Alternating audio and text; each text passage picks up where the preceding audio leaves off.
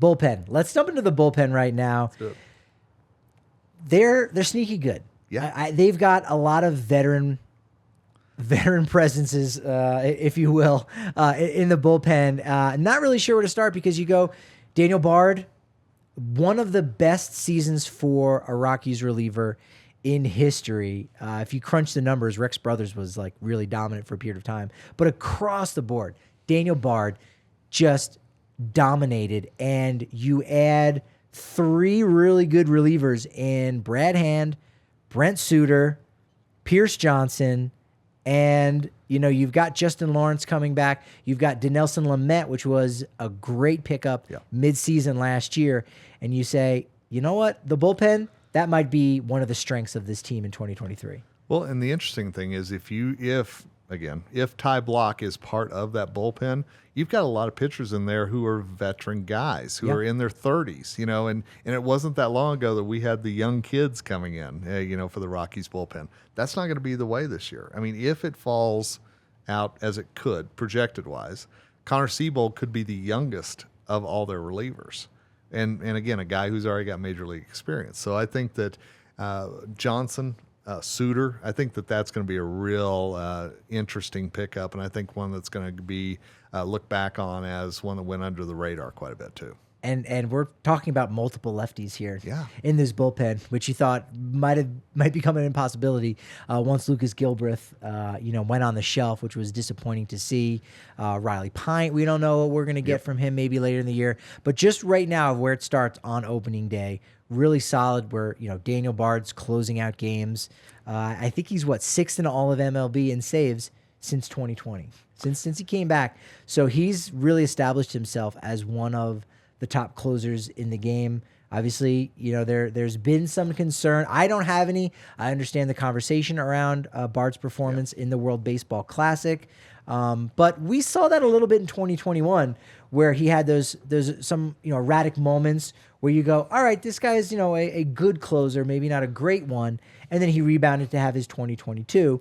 It's not beyond the pale to think that Bard isn't going to have another one of those dominant seasons, even at age 37, for the Rockies this year. Absolutely. I think that was the World Baseball Classic. I think you're going to charge it up to adrenaline. You're going to chalk it up to a lot of different things. But I think that was a very isolated incident. I don't see that being something that you worry about as the season goes along. Dinelson Lamet is a guy that doesn't have closer experience, but I very much could see him filling into that closer role. Before that Dodger series where he got hit around a little bit right at the end of the season, he was pretty dominant. He had a 3 ERA on the nose, and in his 18 innings, first 18 innings with the Rockies, 25 strikeouts. And he was kind of working through some injury things. That was something that, Buddy said a lot when they had first acquired him, like, you know what, maybe we'll stretch him back out to be a starter. We'll figure it out. But they've got him this year at like $5 million was the deal they agreed to in his final year before free agency. Dinelson Lamet is something to behold. I think you really have 2 high-end, high-leverage receivers in the Rockies bullpen to hold on and secure some of those close ball games. I agree. And, and one thing you and I both heard last year in the locker room was how much that Carlos Estevez and Bard got to be that great 8-9 and really got confident in each other. So who's going to be that guy that Bard is confident in this year? And I think it's going to be Pierce, and I think Lamet is another option as well. So I think Johnson or Lamet, either one of those guys could be a really strong 8th-inning guy to hand it over to Bard or fill in if Bard's not available that night.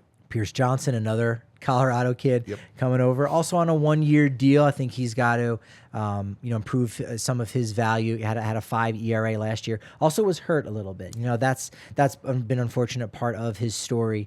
But he had success with San Diego before 2022. Is a good guy for the clubhouse, real good personality, which is nice to see.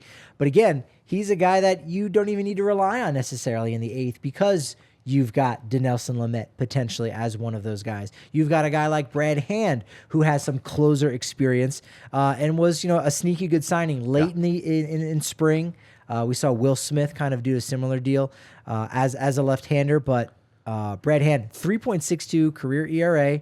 And we know lefties, they've got longevity. He got 5 more years left on his career very easily. I'd actually take that bet if we could do that on DraftKings Sportsbook for those left-handers. And since 2016, since he's just been nothing but a reliever, was a starter a little bit in the beginning of his career with the Marlins. 2.89 ERA as a reliever. Like, that's a guy that you've got that you can use in the 8th inning, or maybe you save him for some of those harder left-handed innings.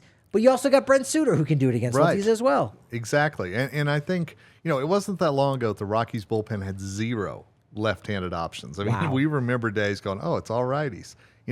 This year you not only have left-handed options, but you have solid veteran left-handed options as well. And so, again, going back to what we said at the start of the show, this is really the strength of the team, I think. And I think Suter's going to be underrated. I think the hand signing, even though it was late, it could absolutely pay off for the Rocks. So what will the setup look like? Bud never likes to say, this is my 8th inning guy, this is my 7th inning guy. He hates that. But it will be interesting to see who kind of falls into that handed over to Bard role. Yeah, you think he hates talking about the opening day starter. Oh, yeah. Talking about, hey, who's in the 8th? That could change. Again, you hope nobody gets injured, because once that does happen, the depth in the minors for the bullpen, not as strong. Still a year or two away. A lot, again, young guys to be excited about. Gavin Hollowell, Blair Calvo amongst them, maybe even Stephen Jones. But Justin Lawrence is the last guy that I want to talk about, because he's the one name that people are going to see for multiple years. Even Daniel Bard, his 2-year extension only takes him through 2024. But Justin Lawrence is clearly that future closer of this team. He's sort of Adam Ottavino 2.0. And although Otto never really got the opportunity to be the full-time closer, Justin Lawrence may get that. And even if he doesn't, that's fine. If you want to save your best reliever for the most important part of the game, that might not even be the 9th inning. But Justin Lawrence is really set to have a major breakout year in 2023. And the funny thing is, it wasn't that long ago that we were all like, oh my God, Justin Lawrence is going to make his debut, and Pitching Ninjas showing all these pitches and everything else. Yes. And entering this season, it's kind of like, yeah, Justin's part of the bullpen, because Suter and Hand and Pierce and everybody else is kind of taken over in that new shiny penny role. But I think Justin is so solid. And I think, again, Bud has faith in him just from the past experience. And I think he's being overlooked right now. Obviously, play with Panama in the WBC. Sure. But I think that all that could pay off for a big season. I agree with that. Yeah, I think it will. That was cool for him to close out that first ever win for Team Panama in the World Baseball Classic. If you look at his numbers from last year, you say, 5.70 ERA with the Rockies. That doesn't tell the whole story. In AAA, in the Pacific Coast League, which is an even harder league to have a respectable earned run average, it was just a little over 3. Yeah. You also got to forget that he was shuttled back and forth I-25 there to Albuquerque 5 times. Actually started the year in AAA, yet he was on the opening day roster because Lucas Gilbreth and Robert Stevenson had the COVID IL business. And so he was all over the place. Hard to get that consistency. Should not have that issue this year.